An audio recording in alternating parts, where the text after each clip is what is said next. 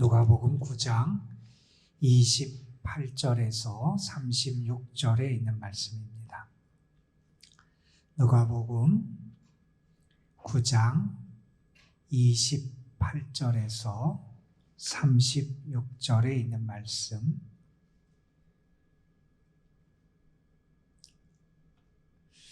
오늘 우리에게 주시는 하나님의 말씀, 누가복음 9장 28절부터 36절 말씀, 우리 함께 한 목소리로 받들어 읽겠습니다.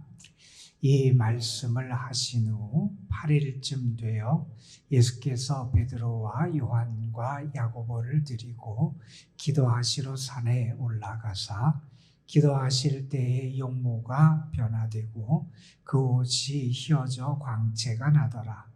문득 두 사람이 예수와 함께 말하니 이는 모세와 엘리야라.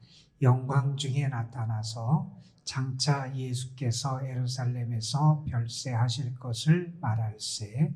베드로와 및 함께 있는 자들이 깊이 졸다가 온전히 깨어나 예수의 영광과 및 함께 선 두 사람을 보더니 두 사람이 떠날 때에 베드로가 예수께 여짜오되 주여, 우리가 여기 있는 것이 좋사오니 우리가 초막 셋을 짓되 하나는 주를 위하여, 하나는 모세를 위하여, 하나는 엘리야를 위하여 하사이다 하되 자기가 하는 말을 자기도 알지 못하더라. 이 말할 즈음에 구름이 와서 그들을 덮는지라. 구름 속으로 들어갈 때에 그들이 무서워하더니 구름 속에서 소리가 나서 이르되 이는 나의 아들 곧 택함을 받은 자니 너희는 그의 말을 들으라 하고 소리가 그침에 오직 예수만 보이더라. 제자들이 잠잠하여 그 본 것을 무엇이든지 그때에는 아무에게도 이르지 아니하니라. 아멘. 오늘 말씀은 예수님께서 변화산에서 그 모습이 변모하신 그 변화산의 사건을 우리에게 소개해 주는 말씀이고, 이것은 마태복음, 마가복음, 그리고 누가복음 이 세 공간복음에 다 등장하는 그러한 사건입니다. 오늘 말씀을 우리에게 소개하면서 이 본문은 우리에게 예수님의 영광에 대한 단어들을 몇 번씩 언급하면서 이 사건이 예수님의 영광을 우리에게 보여주는 사건임을 우리에게 암시해 줍니다. 이제 예수님께서 십자가의 길을 걸어가실 것이고, 뿐만 아니라 예수님이 십자가의 길로 그 길이 끝나는 것이 아니라 부활하여 영광의 모습을 나타내실 그 예수님의 영광의 부활을 미리 보여주는 그러한 사건, 다시 말해서 예수님의 권능과 예수님의 영광을 우리에게 보여주는 이 사건이 이 변화산의 그러한 사건이지요. 이 말씀을 우리에게 소개해 주면서 오늘 누가복음의 본문은 특별히 몇 가지를 우리에게 강조해 주는데, 누가복음에 등장하는 이러한 모습들을 보면서 오늘 말씀 우리에게 주는 교훈을 함께 살펴봤으면 좋겠습니다. 28절, 29절에서 이 사건을 이렇게 소개하지요. 예수님께서 베드로와 요한과 야고보를 데리고 산에 올라가십니다. 그런데 예수님이 이 세 사람, 세 제자를 데리고 산에 올라가신 이유를 오늘 말씀은 이렇게 설명합니다. 기도하시러 산에 올라가셨다 하는 이런 별명을 하고, 29절에 보면 예수님의 모습이 변화되는 그 모습을 우리에게 소개하면서도 특별히 누가복음은 거기에 이 단어를 덧붙입니다. 예수님께서 기도하실 때에 그 모습이 변했다 하는 것을 우리에게 밝혀주고 있습니다. 이 변화산 사건은 예수님이 특별한 산에 올라가시거나 아니면 예수님께서 높은 산에 올라가셔서 그곳에서 발생한 그러한 사건임을 우리에게 소개해 준다기보다는, 특별히 오늘 말씀 누가복음의 말씀이 우리에게 강조하는 것은 이 사건이 일어나게 된 계기, 그리고 이 사건이 일어난 것이 언제 일어났느냐, 예수님이 기도하실 때 일어났다. 그래서 기도에 대한 것을 특별히 강조해 주고 있습니다. 우리가 누가복음을 읽어보거나 누가복음의 저자인 누가가 기록한 것으로 우리에게 알려져 있는 사도행전의 말씀을 읽어보면 특별히 기도에 대한 강조가 상당히 많이 나오는 것을 알 수 있어요. 누가복음만 봐도 예수님의 중요한 활동의 그 시작점은 언제나 기도로부터 시작해요. 예수님께서 사탄의 시험을 받고 광야에서 시험 받으시기 전에도 기도하시고요. 제자를 뽑기 전에도 기도하시고요. 이 변화산 사건 전에도 기도하시고요. 또한 예수님께서 십자가를 지기 전에도 기도하시고요. 이 이외에도 예수님의 사역의 결정적인 중요한 사건들 앞에는 항상 기도가 언급됩니다. 예수님은 기도하시고 움직이시고, 기도하시고 사역하시고, 기도하시고 그의 길을 걸어가신 분이다 하는 거죠. 우리가 기도라고 하는 것은 나의 간구를 단지 하나님께 아뢰는 것이 기도의 전부는 아니지요. 무엇보다도 기도의 핵심은 하나님의 뜻에 나를 맞춰가는 것이고, 우리가 매일매일 왜 기도하면서 하루를 시작하느냐? 기도는 나의 주인이 되시는 분이 하나님이심을 고백하는 것으로 기도가 시작됩니다. 내 생명의 주인이 하나님이시고, 내 삶의 주인이 하나님이시고, 우리 가정의 주인이 하나님이시고, 모든 것의 주인이 되시는 분이 하나님이심을 고백합니다. 그 하나님의 도우심이 없이는 살아갈 수 없는 존재임을 고백하는 게 기도지요. 다시 말해서 나는 하나님께 속한 자임을 고백하고 그 하나님의 은혜를 구하고 하나님의 뜻에 나를 맞춰가는 것이 기도인데, 예수님은 모든 사역의 결정적인 순간마다 언제나 기도하셨다는 겁니다.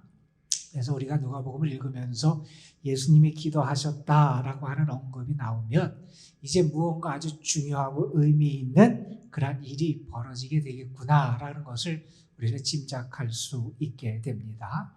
예수님께서 기도하실 때 그 모습이 변화됩니다. 특별히 예수님의 용모가 변화됐다, 이런 표현을 누가복음은 강조해요. 이 용모, 예수님 얼굴을 말합니다. 예수님의 얼굴이 변화됐다, 이 누가복음은 이 것을 강조하고, 또한 예수님의 옷이 휘어져서 광채가 났다, 흰 옷으로, 흰 광채가 나는 그러한 옷으로 예수님의 옷이 바뀌었다라고 하는 표현을 합니다. 이 흰 옷이라고 하는 표현을 성경에서 보면 언제나 하나님 나라에 합당한 그러한 옷을 흰 옷으로 나타나고, 그리고 하나님의 구원을 받은 자들이 흰 옷을 입는 것으로 나타나는데, 예수님의 모습이 이렇게 그 얼굴이 변화되고 그 옷이 휘어졌다, 이 사건이 예수님께서 이렇게 영광스러운 모습으로 변화되실 것을 보여주는 그러한 것이 이 사건이 우리에게 암시하는 그런 내용이지요. 자, 그 다음에 우리가 잘 아는 내용이 30절부터 등장을 합니다. 예수님께서 두 사람과 대화를 하세요. 그 사람의 이름은 모세와 엘리야고, 우리가 아는 대로 이 모세와 엘리야는, 모세는 율법을 대변하는 사람이고 엘리야는 예언자를 대표하는 사람이 엘리야입니다. 다시 말해서 모세와 엘리야와 예수님이 대화하셨다 하는 것은 이 모세와 엘리야를 통해서 대변되는 율법과 예언을 완성하시는 분이 우리 예수님이고, 예수님의 사역과 예수님의 모든 것은 그 율법과 예언을 완성하는 그런 사건과 활동임을 우리에게 보여주는 그런 말씀이죠. 그런데 누가복음에는 31절에 이 언급이 마태복음과 마가복음에 등장하지 않는 언급이 등장을 합니다. 마태복음과 마가복음에는 어떤 언급이 등장하냐면 예수님이 이 모세와 엘리야와 대화하셨다, 이야기하셨다라는 언급만 등장을 하고 그 대화의 내용, 주제가 뭐였는지에 대한 언급은 없습니다. 그런데 이 누가복음은 예수님께서 모세와 엘리야와 대화하셨던 대화의 주제, 내용이 뭔지를 우리에게 밝혀주고 있어요. 31절 말씀입니다. 영광 중에 그들이 나타나서 장차 예수께서 예루살렘에서 별세하실 것을 말할세. 다시 말해서 예수님의 순환의 길, 그 죽음에 대한 것을 서로 지금 대화하고 계셨다라는 겁니다.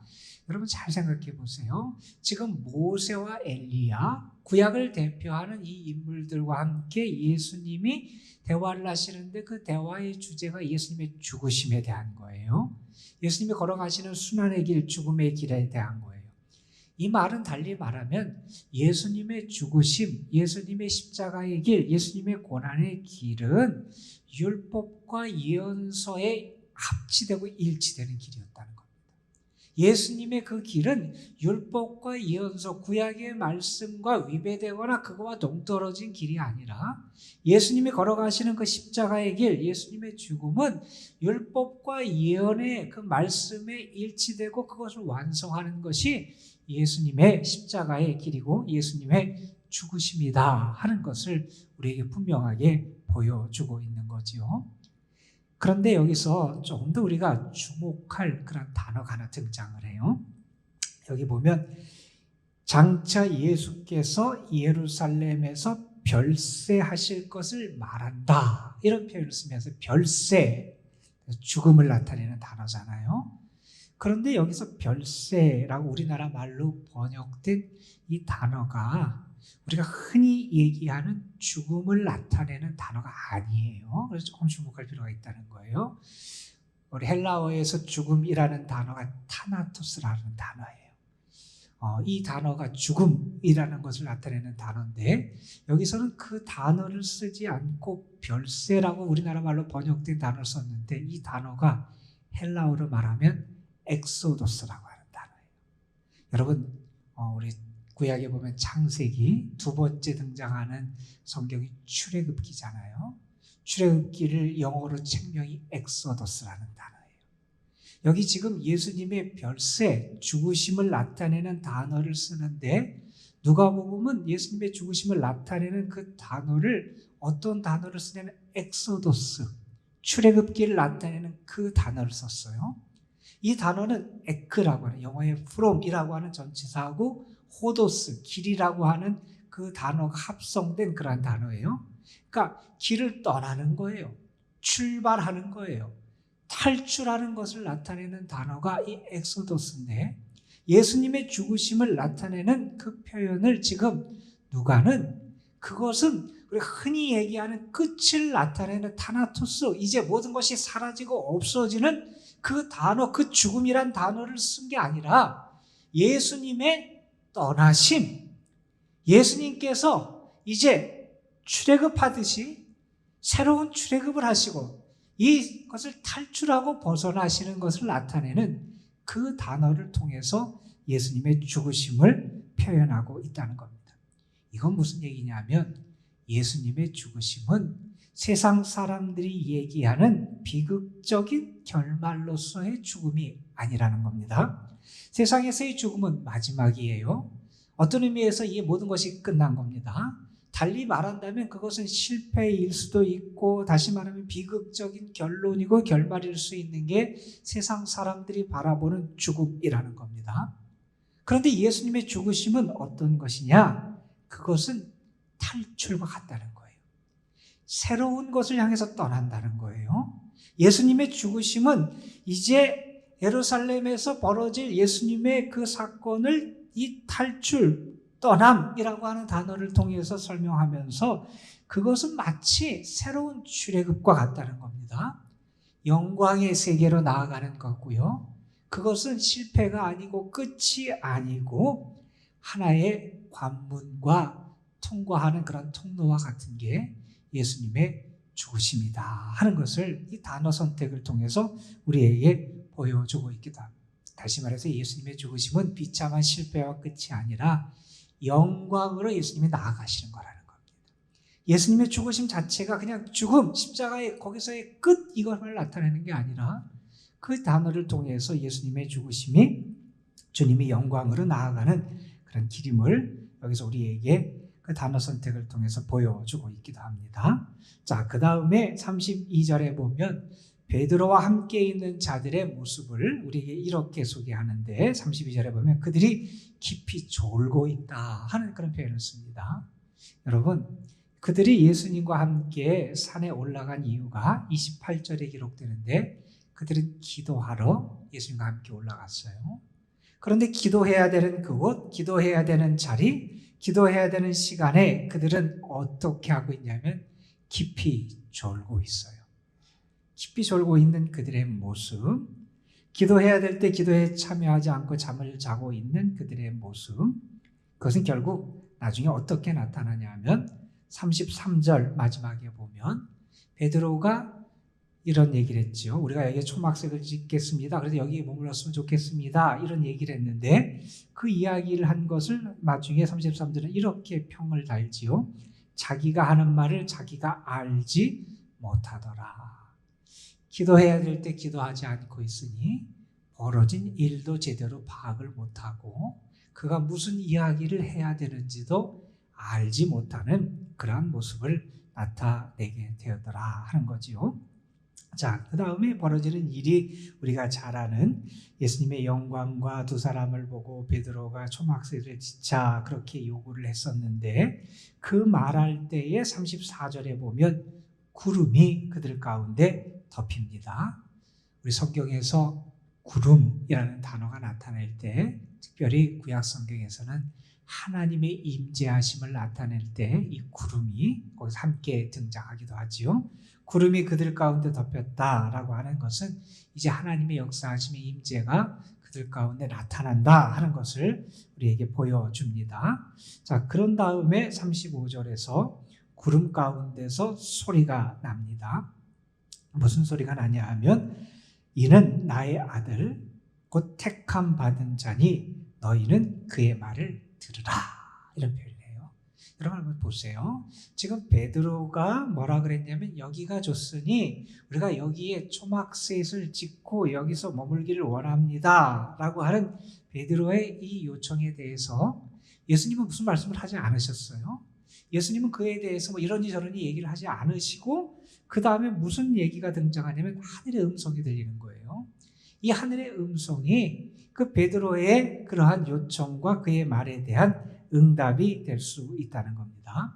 이 하늘의 음성은 무엇을 보여주냐 하면 정말 장차 주님의 영광에 참여하기를 원한다면 지금 그들 앞에 계신 그분의 말씀을 따라 살아가라는 겁니다. 지금 그분을 따라 살고 그분이 지시하시는 길을 걸어가라 하는 것을 그들에게 가르쳐주고 있다는 겁니다. 이는 나의 아들, 예수님이 하나님의 아들이라는 거지요. 예수님이 하나님의 택함 받은 자라는 것을 설명합니다. 그러면서 말씀합니다. 너희는 이제 그의 말을 들으라. 지금 따라가야 할 분이 그들 앞에 있다는 겁니다. 장차 이러한 영광에 참여하고 그 영광을 누리고 그 영광에 임하기를 원한다면 그들이 따라야 할 분, 지금 그들 앞에 계신 그분을 따라가라 이렇게 말씀하세요. 그리고 나서 그 말씀이 끝난 다음에 36절에 이런 표현합니다. 오직 예수만 보이더라.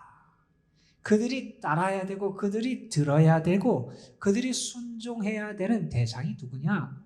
예수님이라는 것. 그 예수님만 그들 앞에 보이게 되더라 하는 것을 오늘 말씀 우리에게 전해주고 있습니다. 우리가 이 말씀을 보면서 먼저는 우리가 그걸 알게 되지요. 예수님이 누구시냐라는 것을 우리는 알게 됩니다.